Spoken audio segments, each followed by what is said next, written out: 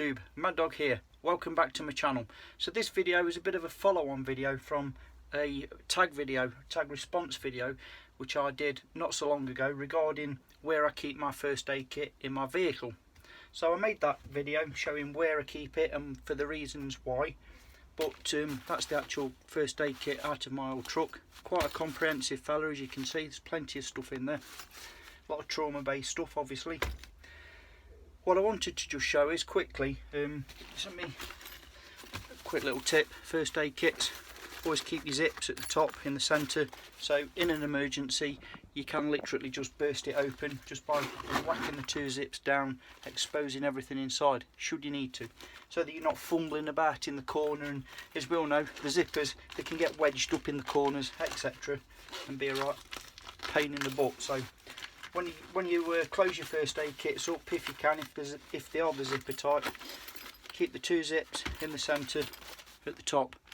Anyway, I digress. So like I say, it's very comprehensive, that one is, and it is around obviously basically road crash potential trauma. But what I wanted to add is, inside of this first aid kit, like most first aid kits, you get supplied with a pair of shears.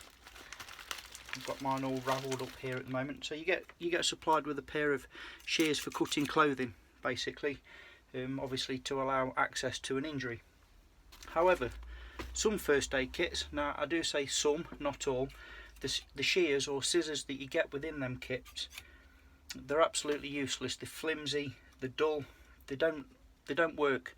So like everything with any piece of equipment, I would strongly suggest, if you've got your new first aid kit, take the shears out of that kit, and if you've got an old pair of jeans or some heavy material to experiment with, go ahead and cut the hell out of it and make sure your kit works before you put it back in the kit and stow it away and forget about it, because the time you absolutely need it will be the time that they let you down if you haven't practiced and prepped your equipment.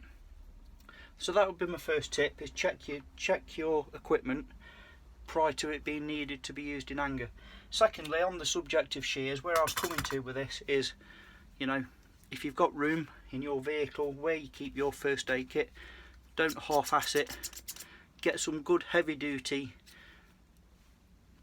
proper heavy duty shears. You're still going to be safe if you take your time along any potential casualty, but you're not going to mess about. Good quality shears, in my opinion, are important.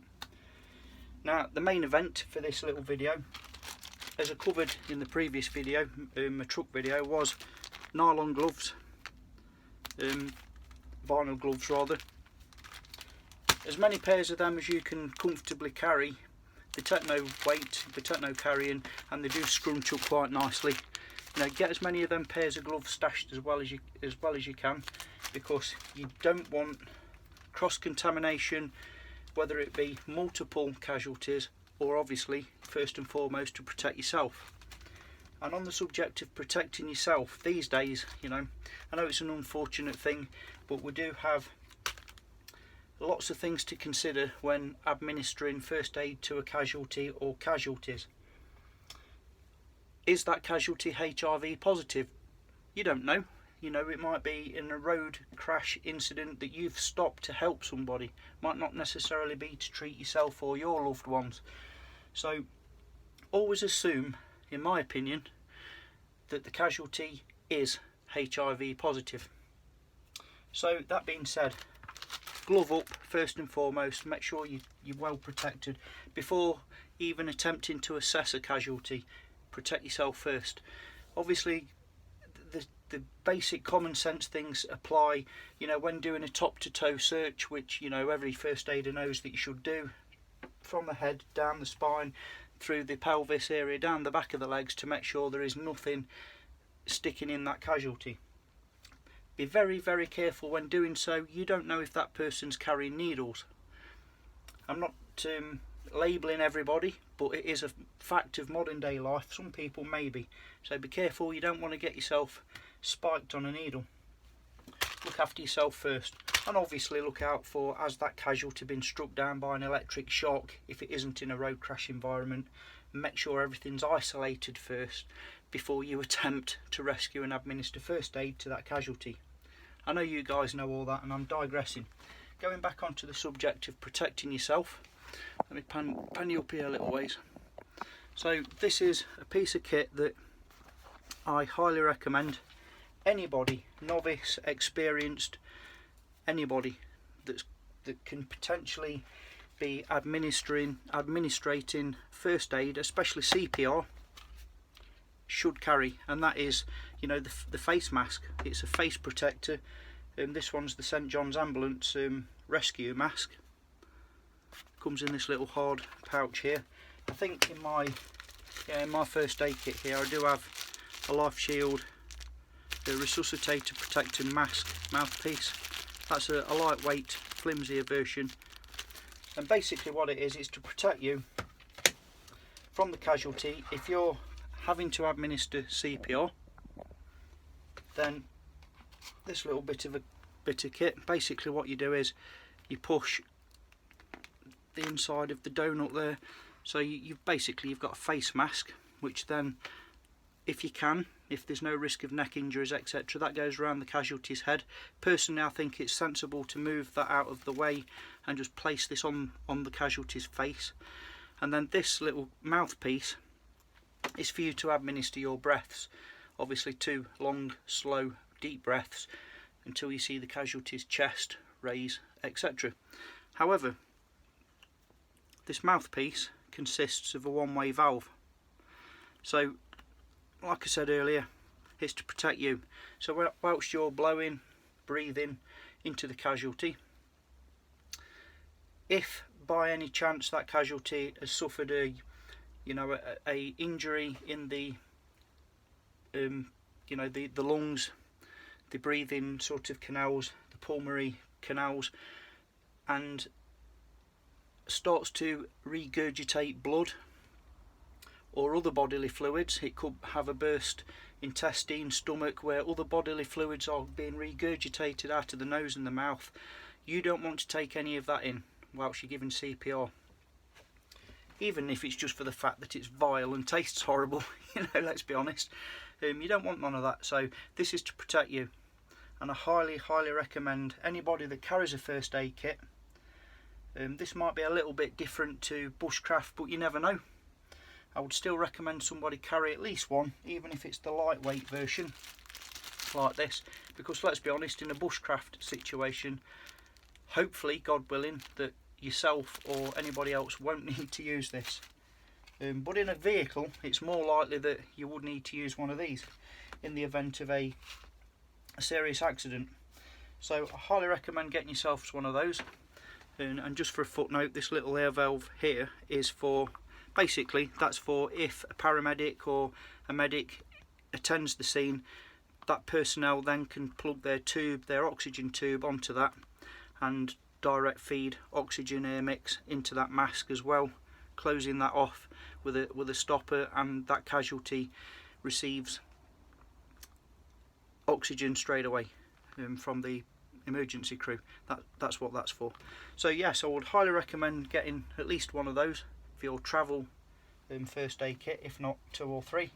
I think the retail is about £2.30 to include the hard carry case. They're not expensive at all.